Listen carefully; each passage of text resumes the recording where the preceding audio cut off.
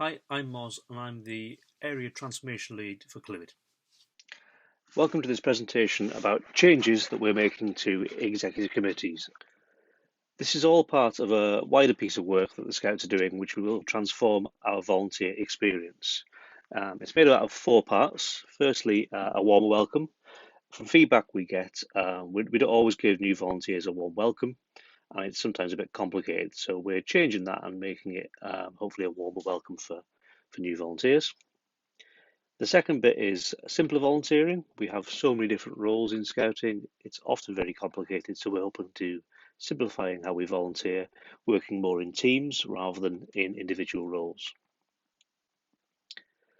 What used to be called training was now becoming learning, and we're hoping it'll become more engaging, more suited to what people do when they volunteer.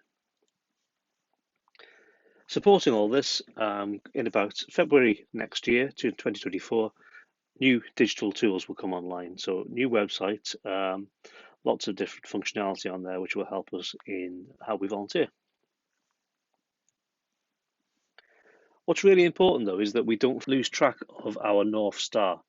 And making volunteering easier and more fun is how we reach that North Star, which ultimately is about more young people gaining skills for life. Whatever we do, that's always our focus, is actually delivering that program for young people. All of this about executive committees, we're all there. Whatever we do in Scouting is to support the young people, to make it possible for leaders to provide program for those young people. Now, don't panic. We appreciate that some people out there are group chairs, district chairs, even who are pretty new in role, and this all seems a bit new. We're going to make things quite easy as we go through this presentation, and don't worry if you're only new in post. We appreciate that, and we will make things as easy as possible. So we're making some changes to executive committees. These are all based on our teams-based approach, and the most important thing is about reinforcing the purpose of being a charity trustee, because all members of executive committees are charity trustees. And this is based on good practice guidance from the Charity Commission, which oversees Scouts in England and Wales.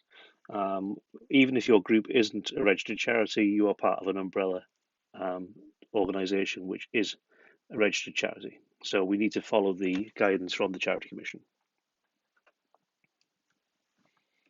So where are we now? At present, we have a thing called executive committees, and I appreciate that sometimes that's a bit of a woolly word. People don't understand exactly what it means. Executive, what does that mean? We understand what committee means, but we're changing what used to be called executive committees. Most executive committees currently do a mixture of governance and operation. And often risk and financial management isn't done. So quite a few executive committees out there probably don't put a budget together. They work out how much subs they charge by what's previously been charged, and maybe as it hasn't been charged for a few years, then up it by 50p. But there's not actually a proper budget done, and risk management is very rare. According to data we collected at the last census, 51% of executive committees had not adopted a constitution, or they didn't know whether they did have a constitution at all. And that's understandable, I suppose, because a lot of people who take on group exec roles have taken on from somebody who's left, and there's not been a proper handover. So it's understandable if that's not always the case, but we need to change that, and we need to make sure that everyone has a constitution. So where are we going? So first of all, we're changing the name of executive committees to trustee boards to better reinforce the actual role of the group. It's a board of trustees, and really essentially we need to focus on governance. That's what trustees should be doing. They should be looking after the governance of the organisation. I'll be explaining more about governance later. The operational tasks, which most executive committees do alongside the governance, they need to be separated out. and not be the prime focus of the trustee board. And it's really important that all trustee boards adopt a constitution that's recorded, and you need to take account of if your trustee boards do change personnel, then it's easy for the new people coming in to understand where the constitution is and when it was adopted. So, what is governance? Governance is enabling and supporting the charity to comply with the law and relevant regulations. So the law is the law of the land. Relevant regulations is the Scouts regulations. That's contained in a publication that hopefully you will all be aware of, called Policy, Organisation and Rules, POR. So that's our rule book, and it's important that the trustee board make sure that we comply with both the law and POR. And the trustee board also needs to make sure that that we meet the charity's objectives. Now, trustees need to be confident that these things have been done, and that's different from doing it themselves. So what isn't governance? Governance isn't repairing a leaking hut roof. It's not collecting subs. It's not running a jumble sale. It's not letting the engineer in to service your boiler. These things need to be done by the group leadership team or the support team. I'll explain a bit later on what those are. But these are things that lots of executive committees, especially group executive committees that have their own building, that's something that lots of them concentrate currently, and we need to make sure that the focus isn't on that sort of thing, which is operation. The focus is firmly on governance. Okay, so what's this group leadership team and the support team? We'll explain this now, and also where trustee boards fit in. So this is how the structure is looking from going forward, and what used to be called, well, what we used to have a group scout leader, and the group scout leader is, rather than just being one person who does everything, going forward we're hoping that we can recruit group leadership teams. So that's more than one person being a part of a team and leading the group as a whole. Now, it's optional, depending on how your group works, but you can have a support team, which is like a sub-team of the group leadership team. And they will be the sort of people who look after the management of the hut if you've got your own building or fundraising. Now, if you're a group which doesn't have their own building, you rent maybe a local council building or something like that. And also, if you're a group who doesn't do any fundraising, you just charge subs to the parents and they're happy with that, then it's unlikely that you'll need a support team because the functions like fixing leaky taps and running jumble sales probably won't happen. So if they don't happen, you don't need the support team. Now, trustee boards is there overseeing all what's going on. So overseeing the group leadership team, overseeing the sections and making sure everything is supported and is legal and operating within the rules of scouting. Now, somebody said at a previous, when we actually had a face-to-face version of this meeting, that it would be a good idea if this was actually reconfigured to a triangle, with the trustee board sat at the apex of the triangle, and then the group leadership team, the support team, and the sections along the bottom of the triangle. And I think that's a really good way of looking at things, that the trustee has that. The trustee board isn't in charge, but it's got that oversight of everything else which is going on below. So that's how it works in a group. In a district, it's slightly different. We still have the trustee board, the leadership team, the Explorer Scouts and Scout Network sit at district level, so that's why they're there, and the groups as part of the district. And there are three other teams called the Volunteering Development Team, the Programme Team, and the Support Team. So the support team, like in the group. So if your district has functions which need perhaps a district headquarters or a district shop or campsite, they would all fall into the support team. Area, quite similar, districts rather than groups, but the same sort of things. And again, a trustee board which oversees it all.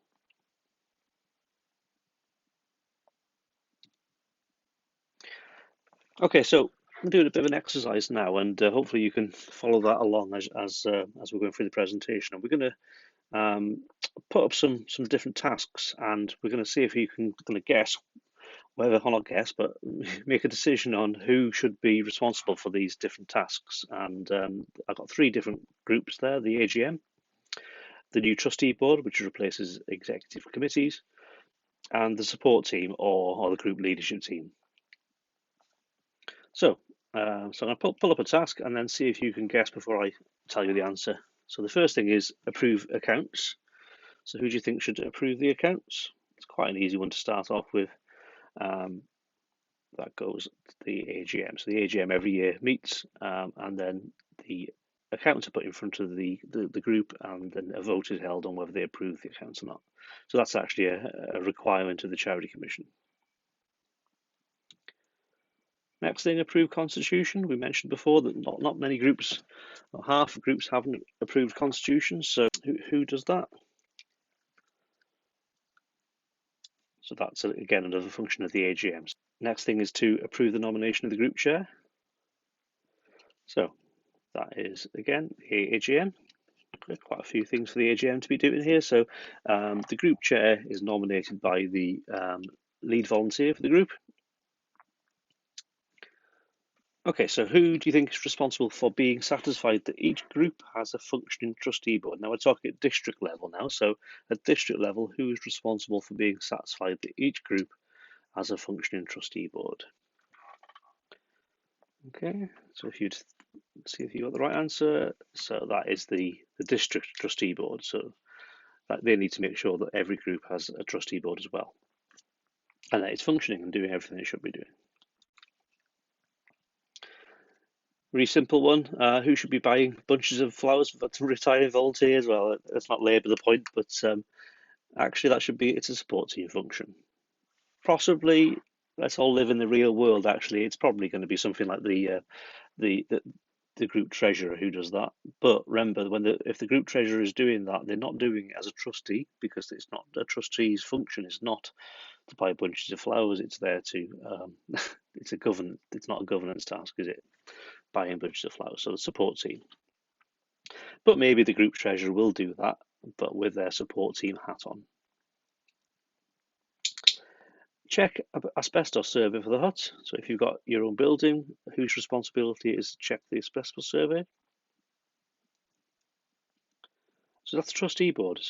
But to make sure it is actually done and to check it and be happy that it's compliant, that's a trustee board function, because it's a safety task, and that's in POR that we need to make sure our building is safe. Check tents are in a good condition. So it's a different sort of check. I would think that would be, where do you think? I think it's a support team function. So it used to be called group quartermaster. Group quartermaster is a role which won't exist going forward. It'll be just a member of the support team.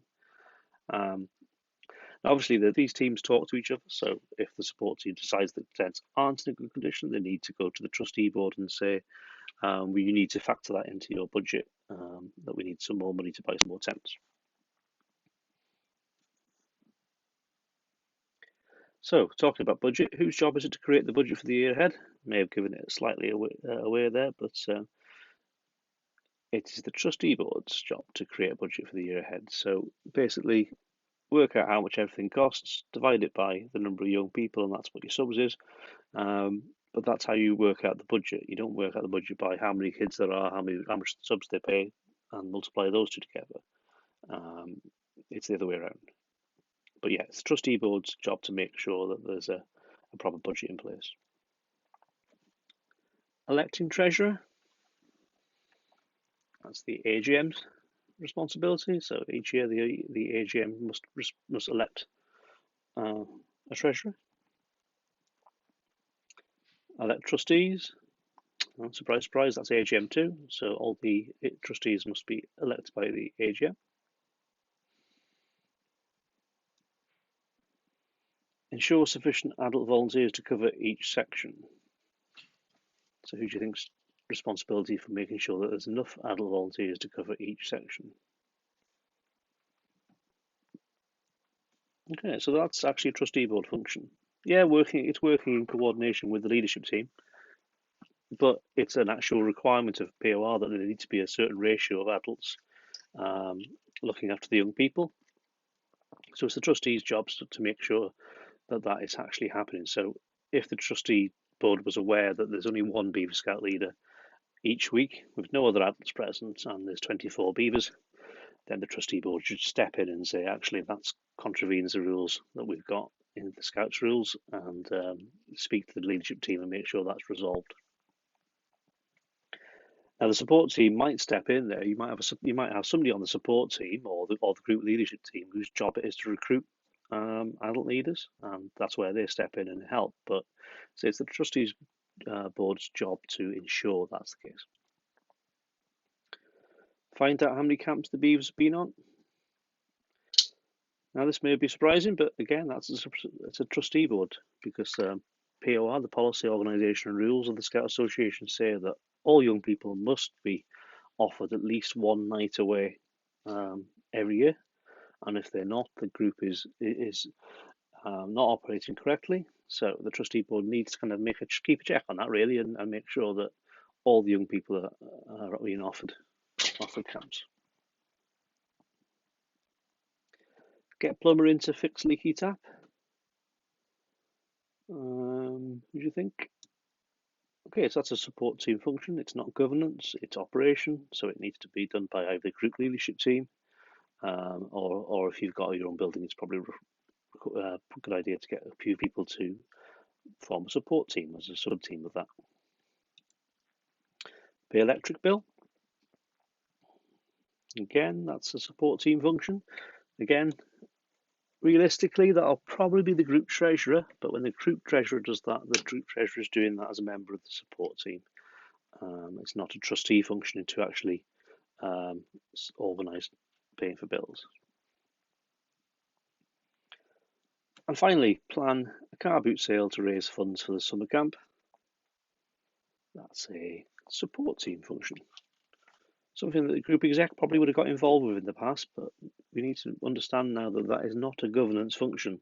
Raising money, it's a support team function. And I'm being realistic here. I know that often people who are part of what used to be the group exec will do that, but they need to understand that they're doing that with a different hat on, and that's the support team hat on. And the most important thing is that they don't lose track of the actual governance side, which is the middle bit. That takes priority. If you're a trustee board member, you must make sure that you are doing the governance side of it. And then if you've got time, if you want to, you can do some of the support team functions then. But we need to understand that we concentrate on governance as trustee boards. Okay, so what do we need to do next? So as this was a presentation for group chairs, district chairs and the area chair, I need you now to go and brief your group scout leaders, let them know what the changes are and make some plans about changes that you need to make. Start moving to the new governance focused purpose, and that's only a start. You don't need to do it straight away, but within the next year, it'd be really good if everyone could start moving towards that new governance focused purpose. Start using the new names, that's quite an easy one. So rather than being called executive committees, we are trustee boards, and rather than executive committee members, people are trustees. And if you haven't adopted the model constitution in policy, organisation and rules, then at your next AGM, please adopt that or adopt a version of it. You must make sure that you adopt a constitution.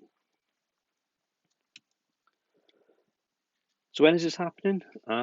Mid-April, so within the next few weeks, the new edition of policy, organisation and rules comes out, and then from any point from that point onwards, you can start making those changes. I say it's not a rush, but we do need to get that done by February, March next year, so that we can make sure that we're aligning with the new way of working. Okay, so what support is available?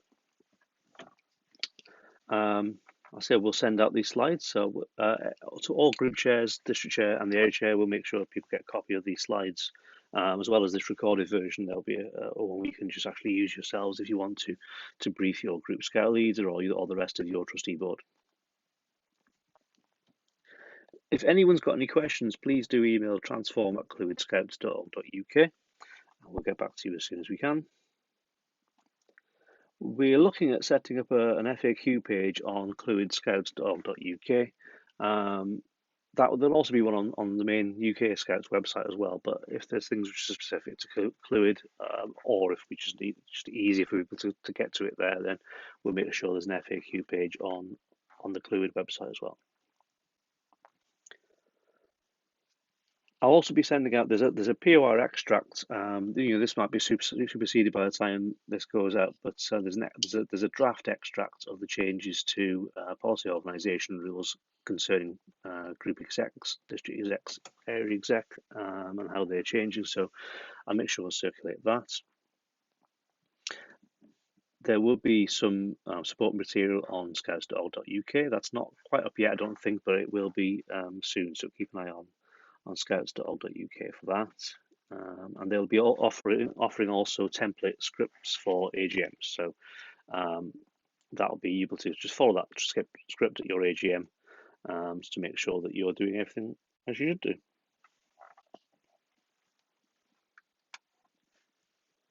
Okay, so that brings us to the end of the presentation. I hope that's been useful to you. Number one thing to remember is trustee boards need to focus on governance tasks and separate out those support team tasks out. But that's number one thing. If only take away one thing from the presentation, please remember that. Governance is the focus now. Okay, thank you very much for your time. Thanks for everything you're doing. Group chairs are really, really important people who great support for operational scouting, so we wouldn't be without you. So thank you very much for everything you're doing. Bye bye.